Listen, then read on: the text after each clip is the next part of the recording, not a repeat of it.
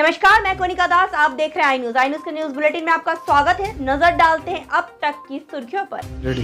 नमस्कार, मैं कोनिका दास। मैं मौजूद हूँ जफराबाद में, जहां मेरे साथ चेयरमैन प्रत्याशी के रूप में संदीप सेठ जी मौजूद है। मैं उनसे जानना चाहूंगी कि इस बार वो किस रणनीति के साथ चुनावी मैदान में उतर रहे हैं। संदीप जी, आपका हमारे चैनल में स्वागत है। आपकी इस बार की रणनीति क्या है और किस रणनीति के तहत आप चुनावी मैदान में उतर रहे हैं? आपका ये बहुत स्वागत है। इस बार का चुनाव बहुत ही दिलचस्प होने वाला है।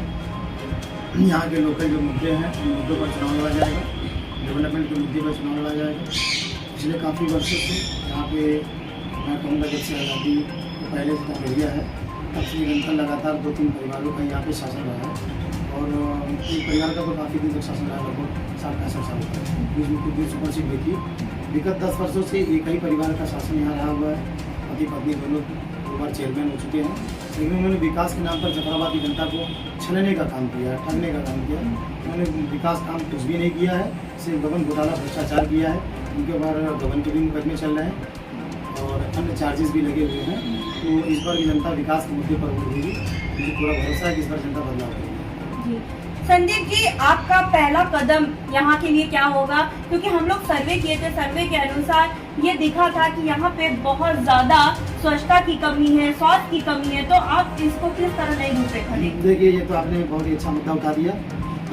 आप जब कस्बे में एंटर करेंगे तो भी सब बताऊँ, एक आपका वहाँ पे एक शौचालय मिल जाएगा आपको, स्वच्छ भारत शौचालय। तो स्वच्छता का मिशन हमारे प्रधानमंत्री जी, यशस्वी प्रधानमंत्री नरेंद्र मोदी जी चला रहे हैं काफ़ी दिनों से। और देश स्वच्छ रहेगा तो हम भी स्वस्थ रहेंगे। स्वच्छता का जो है कहीं न कहीं स्वास्थ्य से जुड़ा मसला है। स्वच्छ भारत तो स्वस्थ भारत जी, लेकिन उस आंदोलन को, उस चीज़ को पतीला लगाने का हमारा नगर पंचायत जफराबाद कर रहा है। यहाँ बोर्डों पर लगा हुआ है स्वच्छ नगर पंचायत जफराबाद, लेकिन आप जब देखेंगे यहाँ तो कर्मचारी ढंग से काम नहीं करते। या ये कह लें कि जो यहाँ के जिम्मेदार लोग हैं, अध्यक्ष हैं या और तमाम अन्य जो जिम्मेदार लोग हैं, वो उसका सही तरह से क्रियान्वयन नहीं कर पा रहे हैं। आप देखेंगे वो जो शौचालय वो बंद पड़ा हुआ है, उसका कोई निष्प्रयोज्य है, सफेदादी साबित हो रहा है। बाजार में आप देखेंगे गंदगी का अंबार लगा हुआ है।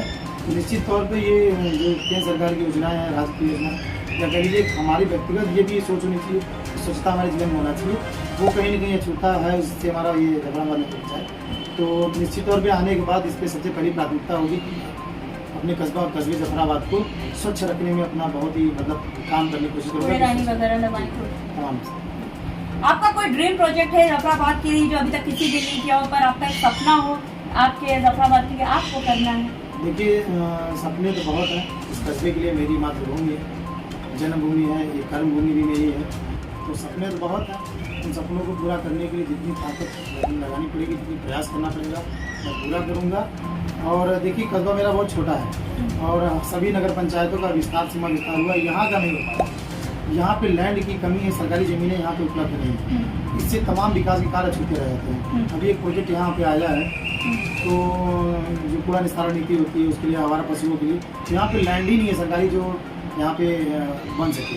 उसके लिए अगल बगल ग्राम सभाओं में देखा जा रहा है। तो जब उसके पहले हमारे वर्तमान पिछले विधायक जी हमारे थे, उनके माध्यम से मैंने प्रस्ताव दिया था और यहाँ प्रभारी मंत्री थे उपेंद्र तिवारी जी, तो उनके जरिए मैंने प्रस्ताव दिया था यूपी गवर्नमेंट को कि यहाँ का भी सीमा विस्तार किया था। 10 गाँव का नाम मैंने दिया था आसपास सटे हुए।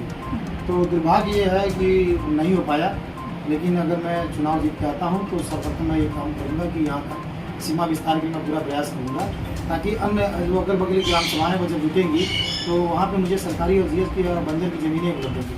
तो तमाम, चाहे पार्क हो, चाहे कम्युनिटी सेंटर हो, चाहे प्रेक्षागृह हो, चाहे मीटिंग हॉल हो, ऐसे तमाम चीज़ें, ओपन जिम हो, जिसके लिए हमारे पास लैंड नहीं है। मैं काम करना अगर चाहूँगा मेरे पास ज़मीनें नहीं होंगी। मछली मार्केट यहाँ पे रोड पे चलता है, तो तमाम सब्जी मंडी के लिए जो जगह नहीं है, तो जो हमारे पास लैंड होगी तो हम उस पर काम कर सकते हैं अच्छी तरीके से।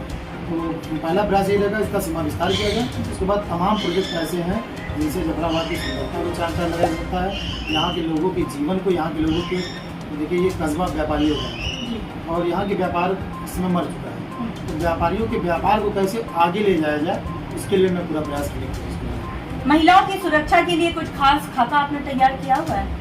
देखिए, ये भी बहुत ही ज्वलनशील और बहुत ही अच्छा मुद्दा है महिलाओं संबंधित। तो देखिए, देश की आधी आबादी महिलाओं की है।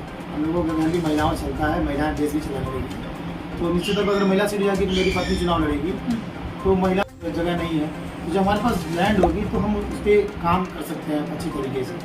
तो पहला प्रयास ये रहेगा इसका सीमा विस्तार किया जाए। उसके बाद तमाम प्रोजेक्ट ऐसे हैं जिनसे जफराबाद की सुंदरता को चार चांद लगाया जा सकता है, यहाँ के लोगों के जीवन को, यहाँ के लोगों के, देखिए ये कस्बा व्यापारियों का है और यहाँ के व्यापार इसमें मर चुका है, तो व्यापारियों के व्यापार को कैसे आगे ले जाया जाए उसके लिए मैं पूरा प्रयास करूँगा। महिलाओं की सुरक्षा के लिए कुछ खास खाका आपने तैयार किया हुआ है?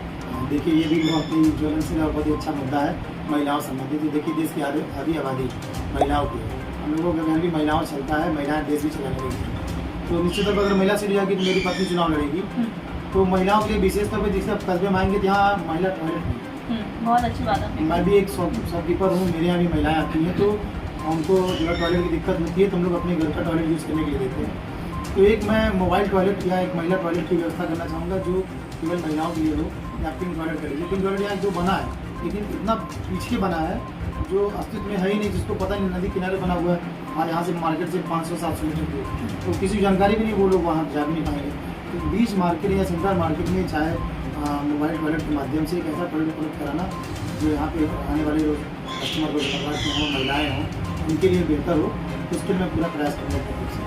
और स्वास्थ्य की दृष्टि से कुछ सोचा है आपने? देखिए ये भी बहुत अच्छा मुद्दा है। देखिए मुद्दा क्या होता है, स्वास्थ्य, शिक्षा, है ना, बुनियादी, ये सब बुनियादी मुद्दे हैं। स्वास्थ्य मुद्दा ये कि यहाँ पे एक PSC और कस्बा नाम तो टाउन एरिया है, अब देखेंगे गाँव में ड्रामा सेंटर बन के रह गया। ड्रामा भी नहीं है, ड्रामा क्या, ड्रामा कह लीजिए। वही मैं कह रही हूँ, ड्रामा सेंटर बन के डॉक्टर भी नहीं बैठते, फार्मासिस्ट भी नहीं रहते, दवाइयाँ नहीं मिल पाती हैं और जगह नहीं है। मैंने फिर कहा वही बोला ना, एक जगह नहीं है। अब PSC के लिए कम से कम 10 बिस्सा 14 बिस्सा जमीन की रिक्वायरमेंट होती है 10 बिस्से के लिए। मार्केट में 10 बिस्सा जमीन है नहीं, नगर पंचायत पास अपनी कोई भूमि नहीं है, सरकारी खातों में कहीं कोई ज़मीनें नहीं हैं। इस हिसाब से जो है यहाँ पे 10 बिल का आंकड़ा आया था, प्रोजेक्ट वो चला गया वापस। तो उसके लिए फिर मुझे लैंड चाहिए। लैंड के लिए सबसे बड़ी चीज़ है कि सीमा विस्तार। यहाँ के जितने भी चेयरमैन थे या यहाँ के गली लीडर थे, उन्होंने कभी इस दिशा में काम नहीं किया जो सीमा विस्तार हो, ताकि हमारी लैंड भी मिल सके, हमारी आबादी बढ़ सके, काम करने का दायरा बढ़ सके। आप उसी गली में बार बार ईटा उखाड़ते हो, बार बार ईटा लगाते हो, पैसा पास करके निकाल लेते हो, इससे विकास नहीं होता। ये तो जुड़ा विकास है। विकास सही मायने में तब होगा जब हम शिक्षा के लेवल को, स्वास्थ्य के लेवल को, हर स्तर को हम ऊंचा ले जाएँ, लोगों के आमूल जीवन में परिवर्तन लाए, लोगों के जीवन को बेहतर बनाए। संदीप जी, आपको नहीं लगता है जब चुनाव आता है तो लोग बड़े बड़े वादे करते हैं, लेकिन जब चुनाव खत्म होता है सारे वादे धराशायी हो जाते हैं, जमीनी हकीकत कुछ और बयां होती है? इस बारे में आप कुछ कहना चाहेंगे? देखिए 2-3 चीज़ें होती है। एक तो होती है व्यक्ति के अंदर क्या कर्मठता है कि नहीं, क्या वो सिर्फ छलावा के लिए, सिर्फ पैसा कमाने के, धनोपार्जन के माध्यम के लिए नहीं आ रहा है। देखिए राजनीति एक सेवा का क्षेत्र है। अगर आप राजनीति में आना चाहते हैं तो सेवा का भावना लेकर आएंगे। अगर आप धनोपार्जन की भावना लेके आएंगे तो आप राजनीति नहीं कर पाएंगे, आप लोगों को छीनने का काम करेंगे, आप सेवा नहीं कर सकते। राजनीति देश सेवा का नाम है, राष्ट्र सेवा का नाम है। अगर आप राजनीति में आ रहे हैं, चाहे वो कस्बे की राजनीति हो, चाहे विधानसभा की हो, चाहे लोकसभा की हो, जब आप राजनीति में आते हैं तो ये लक्ष्य होना चाहिए, सर्वोपरि लक्ष्य होना चाहिए जो समाज के शोषित, पीड़ित, वंचित, दलित, निचले तबके के लोगों का कैसे हम कितना प्रयास करें अपने पद के माध्यम से, अपने व्यक्तिगत माध्यम से, कैसे उनके जीवन को हम ऊपर ले जा सकें।